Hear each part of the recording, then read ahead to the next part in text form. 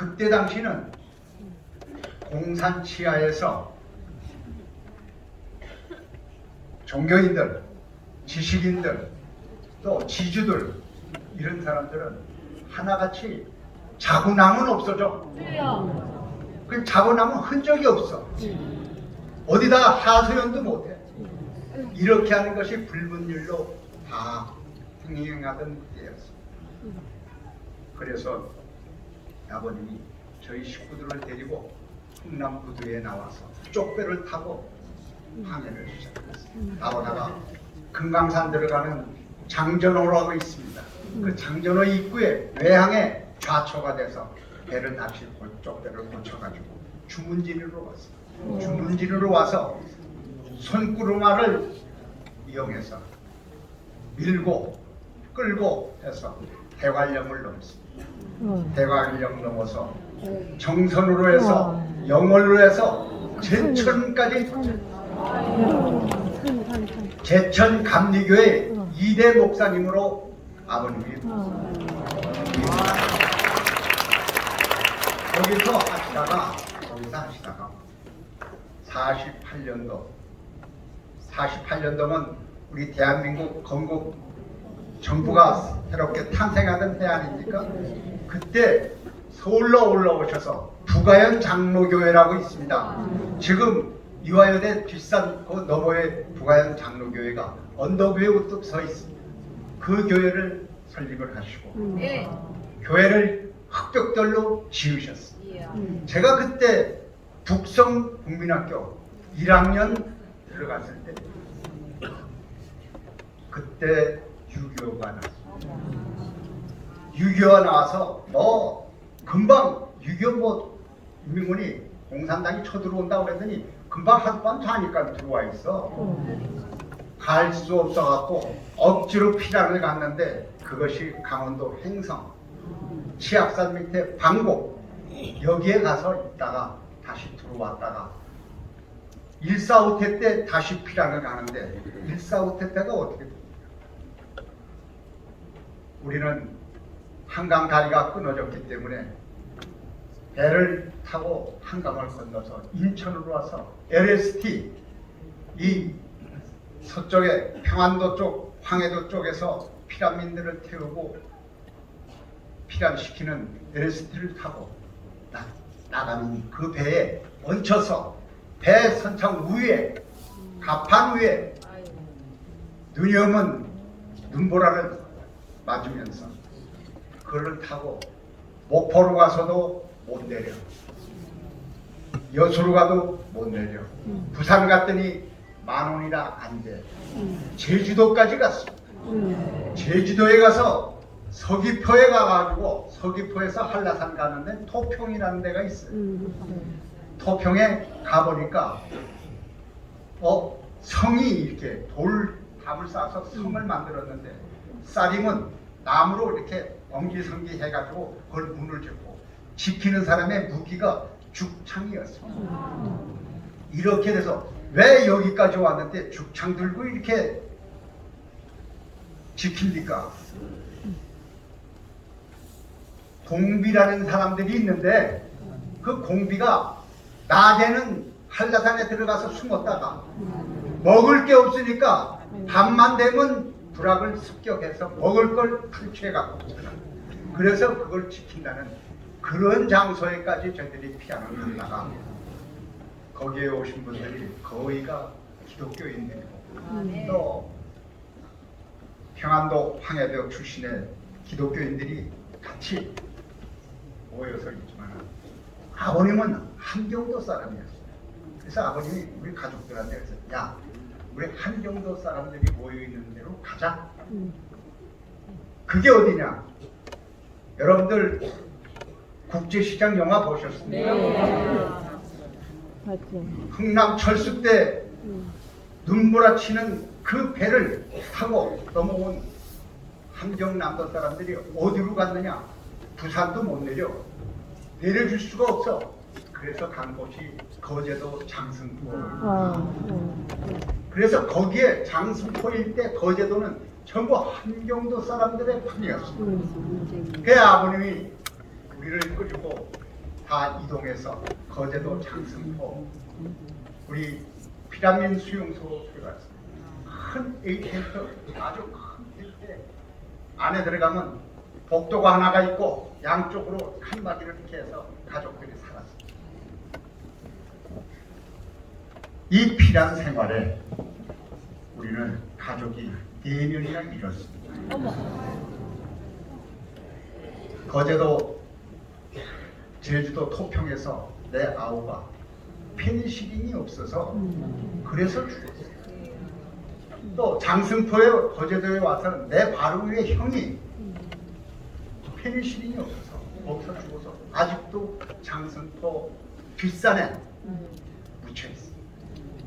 이런 가슴 아픈 일들이 우리 피라미드에게는 부차에 묻혀 있습니다. 제가 서울로 올라와서 회원동에 살면서 정말 꿀꿀이 죽도 끓여먹지 못해서 그거 얻어도 먹고 회원동 적산가옥에 사는 모든 피라미드를 철거시키는 때가 있었습니다. 그 철거를 해서 어디를 가냐면 여러분들이 이런 얘기들 모래내라고 하는 데 들어보셨어요? 네.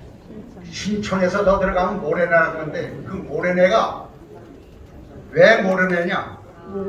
일제시대 때 홍제천 삼각산에서부터 물이 홍수가 나서 물이 뚝을 치고 망원동 쪽으로 성산동 망원동 쪽으로 물길이 돌려갖고 홍수가 나는 바람에 모래가 깔려 있어서 모래내가 됐습니다. 그러니까 거기로 우리 피라미드를 이동을 시켜서 거기 가서 살게 됐어요. 학교를 가기가 힘들었어요. 그때는 사치내비라는 게 있었어요. 사치내비.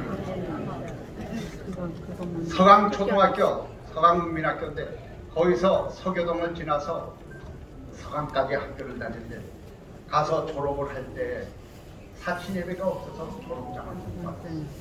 졸업을 못하니까 중학교를 갈 수가 없어요. 이렇게 어려운 생활 가운데 아버님은 연세가 많아서 이 고문으로 얻은 모든 병으로 아버님이 돌아가시고 62년도에 돌아가셨어요. 그때까지 아버님은 내가 독립운동을 했다 하는 얘기를 하시질 않았어요. 오로지 교회만 움막집을 지어서 그걸 바꿔서 흑벽돌 집을 지어서 했던 그 움막집까지 다 하셔가지고 망원동에다가 성락교회라고 하는 마지막으로 교회에 일려버렸어요. 그래서 저는 그때 마음으로 결심을 했어요. 나는 결코 목사가 되지 않겠다. 자식도 공부를 못 시키는 그런 목사가 되어서 내가 어떻게 나는 그래가 안 한다. 이런 마음이 있어가지고 정말 어렵게 생활을 했어요. 그 생활 속에서 어린 마음이지만은 하나님께 염원하는 기도를 했어요. 하나님, 내가 지금은 어렵지만 나에게 희망을 주십시오. 대학도 가게 해주시고 대학의 교수가 되게 해주시고 군에는 장교로 갈 수 있도록 해주십시오. 끊이지 않고 그 기도를 해왔습니다. 하나님께서는 이 기도를 이루시다. 제가 간절한 기도라고 하는 그런 입장에서 그 내용을 소개를 하나 해드렸습니다. 제가 고등학교 2학년 때 야간을 다녔습니다. 분소교단에 중고등학교 연합회가 있었습니다. 그 연합회에 여름이면 농촌 계명운동을 하러 갔다가 어디로 갔느냐면 홍천군 읍내 건너편에는 검률리라고 있습니다. 거기에 검률리 교회에 저희들이 들어갔어요. 아이들을 오전에는 성경 학예학교를 하고 오후에는 농촌 봉사에서 밭에 나가서 일손을 도왔습니다. 마지막 날이 됐습니다. 금요일인데 내일이면 우리는 서울로 돌아오는데 어린 아이가 소녀예요. 3학년 학생인데 와서 선생님, 왜 하나님은 간절히 기도하면 정말 다 들어주세요? 이거를 묻는 거예요. 마음에 털컥하면서 정신이 번쩍 들더라고. 내가 어떻게 대답을 할까? 영감으로, 그럼 하나님께 간절히 기도하면 하나님께서는 이루어 주신다. 그러니까 그 아이가 나한테 뭐라고 얘기를 하냐면, 우리 집에 좀 같이 좀 가시죠. 왜? 우리 아버지가 아프시거든요. 기도 좀 해주세요. 알았어. 너희 집 어디니? 법률리 교회가 위에서 언덕 위에 있는데 거기로 쭉 내려가면은 한 400m 정도 내려가면은 거기 교회가 있었어. 우리를 지도하는 장로님이 가셨고, 지도하는 전도사님들이 가셨고, 우리 고등학교 임원들 5명하고 고원들이 있는데 거기를 간다고 그러니까 그 교회를 담임하고 있는 전도사님이 오더니 다 알고 있었어요. 그나마 알아요. 그의 아버지는 폐병 말기입니다. 지금 돌아가실 날만 기다리는 사람이에요. 이렇게 얘기해요. 그러나 아이하고 약속을 했으니 어떡합니까? 가자. 이래서 거기를 걸어 내려갔어요. 내려가면서 저에게 마음에 막 불타는 용수. 하나님, 제가 기도할 수 있도록 해주세요. 이런 마음이 아주 마음에서 막 우러갔어요. 그 내려가면서 그러고 그랬는데, 그 집이 네모난 집인데 기아집이었어요. 안방도 아니고 건너방도 아니고 가방에 와서 그 방에 혼자 누워있는데 그 여름에 두꺼운 이불을 덮고 혼자 죽음을 맞이하는 그런 환자의 방에 갔어요. 들어가 앉다 보니까 제가 그분 머리마닥에 삑둘러 앉았어요. 찬송을 부르면서 열심히 구주 예수 의지하고 그 찬송을 부르는데 눈물이 나서 사회를 보던 장로님이 한참 기다리고 1절 다시 부른 후에 황덕호 회장이 기도하십시오. 그래서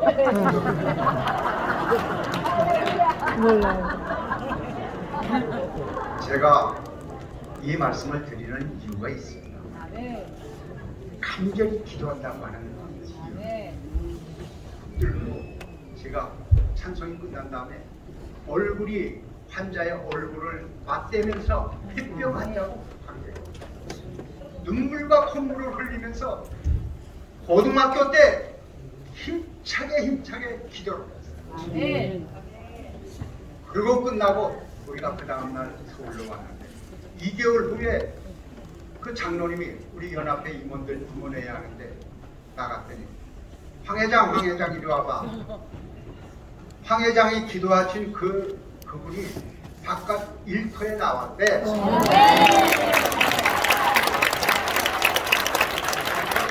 저는 그때 처음, 아버지가 목사님이었지만 내가 하나님께 간절한 기도, 이 간절한 기도가 하나님께서 이루어주시는구나.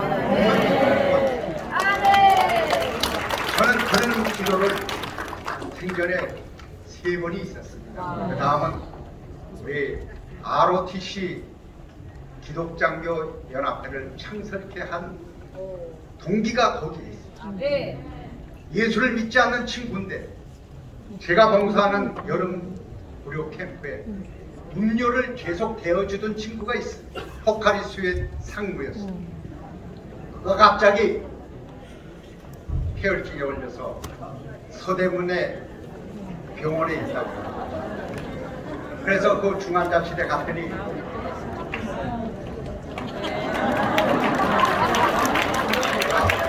이 얘기를 안 할 수가 없어서 합니다. 여기 우리 아르투시 동기분들과 동지들이 와 있는데, 아르투시 기독장교 연합회가 어떻게 창설되었는가? 이 믿지 않은 친구가 중환자실에 있는데 갔더니 들어갈 수가 없어요. 가운을 갈아입고 한 사람은 나오면 들어가게 돼 있습니다. 아들이 들어가 있다가 나왔어요. 아버지가 어떻대? 아버지 가망이 없대요. 폐혈증에 걸렸다고. 그래 들어갔더니 산수 마스크를 쓰고 있어요. 정신은 깨끗해요. 강영, 내가 다른 건 할 수가 없어. 하나님께 기도하자. 네. 믿지 않는 친구인데 손을 내밀었더니 내 손을 잡는데 그렇게 간절할 수가 없어. 그 간절한 그 모습으로 제가 끝까지 네. 이 친구가 그 다음 날 일반 병동으로 옮겼다고 연락을 그 일반 병동에 옮긴 다음에도 가서 기도를 했습니다. 그 친구가 여기 우리 아르투시 기독장교연합회 초대 사무총장을 하고 있는 강명구 동지.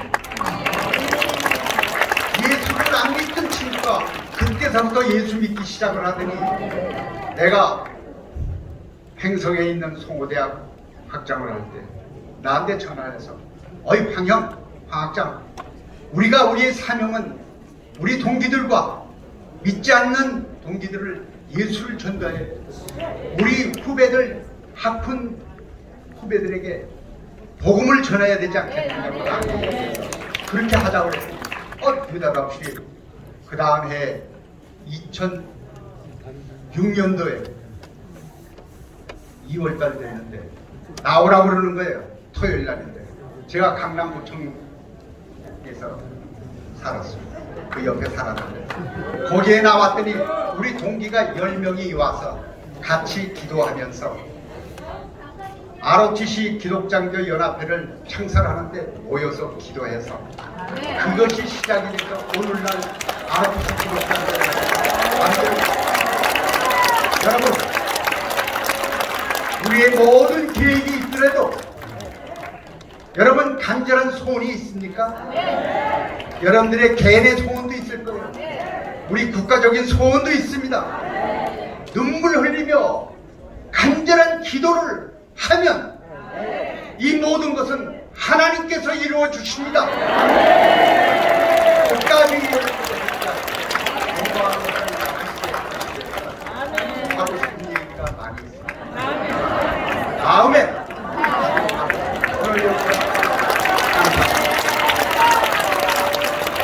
네, 감사합니다. 우리 황덕호 대표님께 큰 박수 부탁합니다. 정말 귀한 경험